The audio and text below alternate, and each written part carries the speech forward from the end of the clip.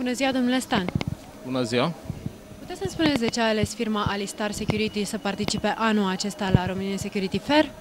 Am considerat că este important să participăm la un eveniment la care majoritatea specialiștilor în domeniul securității private sunt prezenți. Este important ca compania noastră să fie promovată în rândul companiilor de top din industria securității și am considerat de asemenea că aici putem avea parte de o imagine amplă referitor la piața de securitate, referitor la evoluția pieței de securitate din România. Cum a evoluat firma Alistar în ultimii ani?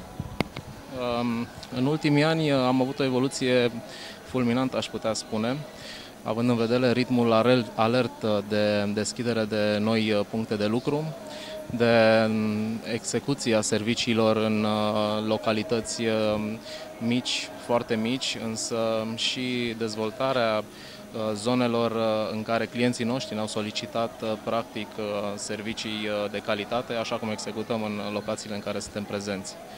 De asemenea, cifra de afacere a companiei a evoluat destul de rapid, având în vedere faptul că compania a câștigat mulți clienți mari, clienți corporate, care își doresc servicii de securitate privată în România de calitate.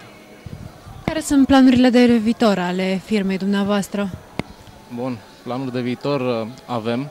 Planuri de viitor sunt multe, urmează să le concretizăm în perioada următoare, numai că contextul economic actual este destul de dificil. În condițiile actuale ale pieței. În condiții actuale. Cu toate că evoluția fulminantă a companiei s-a datorat tocmai datorită fenomenului infracțional care a fost în creștere, iar clienții noștri au solicitat din ce în ce mai multe servicii specializate, executate cu calitatea specifică companiei noastre. Planurile ar fi de viitor? Intenționăm să avem prezență în toate județele țării. Suntem prezenți în 90% din județele țării în momentul ăsta. Suntem în plin proces de dezvoltare a părții de dispecerizare pe monitorizare și, bineînțeles, dispecerizare video, un proiect pe care l-am început și urmează să-l finalizăm cu succes.